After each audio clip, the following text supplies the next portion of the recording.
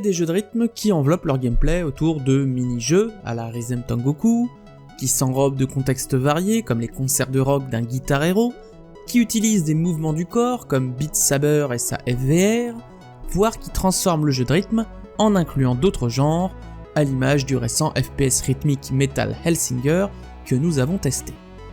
Et puis, au milieu de tout ça, il y a A Dance of Fire and Ice de 7-Bit Games, un bouton pour appuyer en rythme, et deux sphères qui progressent de forme géométrique en forme géométrique dans un niveau musical.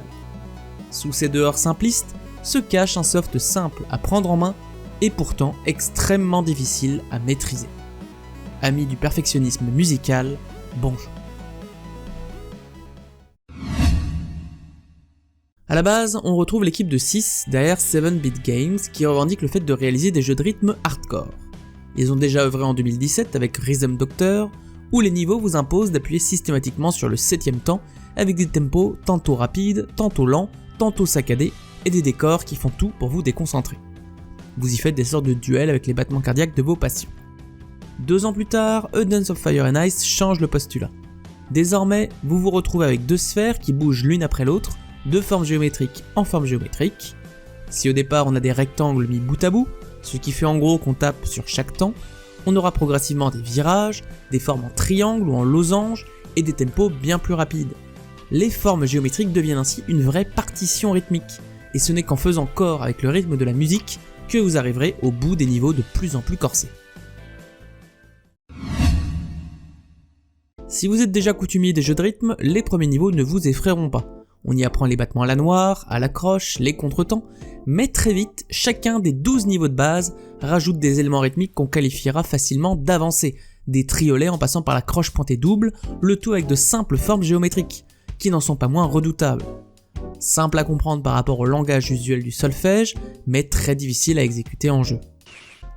Vous avez beau avoir un seul bouton, il faudra bien appuyer au bon moment à chaque fois sous peine de devoir recommencer l'entièreté du niveau ou à partir du dernier checkpoint. Dans ce jeu de rythme hardcore, il y a tout de même une excellente fonctionnalité, l'entraînement. Tout comme un vrai morceau de musique, vous pourrez répéter plus lentement les passages qui vous posent problème à partir du moment où vous êtes déjà passé dessus. C'est souvent l'unique solution pour passer des rythmes infernaux.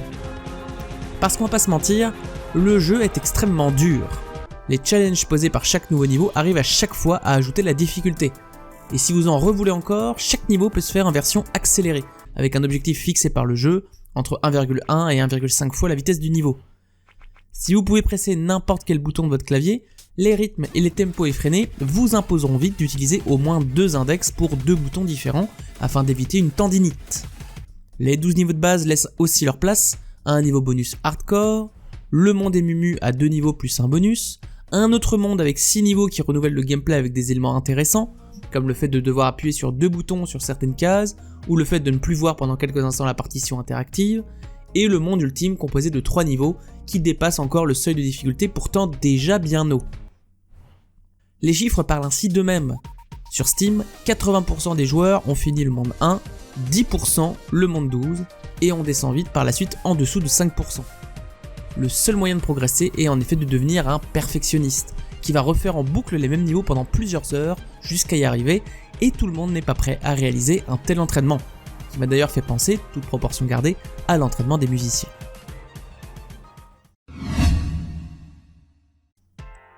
Qui dit jeu de rythme dit évidemment rythme, ça on est d'accord, mais donc aussi musique. Et là-dessus, j'ai trouvé la bande-son originale et rafraîchissante. On a du jazz, de l'électro, de la dubstep, du rock, des styles bizarres underground, il y a tout ce qu'il faut, et c'est là le vrai moteur de notre envie de terminer le jeu pour venir à bout de ces musiques entêtantes. Par ailleurs, si vous n'en avez pas assez, le DLC Neocosmos, sorti en 2022, rajoute une poignée de monde qui met en place des fonctionnalités supplémentaires, mais vous avez également toute une bibliothèque de niveaux réalisée par la communauté, dont une partie est même adoubée par l'équipe de développement et disponible directement dans le menu du jeu. Et aussi bizarre que cela puisse paraître, l'enrobage graphique est aussi adapté à la formule.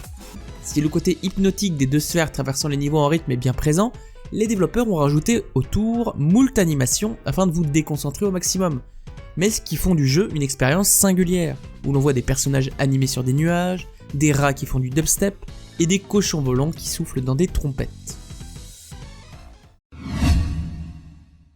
Ne vous y trompez pas, A Dance of Fire and Ice est un jeu de rythme de tryharder. Sous ses apparences simplistes se cachent des morceaux de tout horizon et des rythmes challengeants qui réveilleront le musicien en vous si vous êtes d'accord avec le fait de recommencer en boucle les mêmes niveaux. Celui qui sera prêt à y passer plus d'une dizaine d'heures découvrira alors que son calvaire ne fait que commencer face à la masse de niveaux à écumer. Si j'ai passé à peu près 8 heures à faire les 12 premiers mondes, la maîtrise des niveaux d'après, et je ne les ai pas encore tous finis, m'a emmené à une trentaine d'heures de jeu, le tout pour 5€. Si vous aimez les jeux de rythme hardcore, je ne peux que vous le conseiller, mais si ce genre vous allergise, ce n'est pas ce jeu qui vous fera changer d'avis. Je note donc ce jeu dubstep sur cochon volant. Adofy n'est pas un jeu de rythme de débutant, mais un jeu de rythme pour ceux qui veulent se challenger et profiter d'une BO intéressante, et je soupçonne même qu'il s'adresse aux musiciens. Ce soft m'a donné envie d'aller voir Rhythm Doctor, et j'attends avec impatience les prochains challenges rythmiques qui seront proposés par le studio.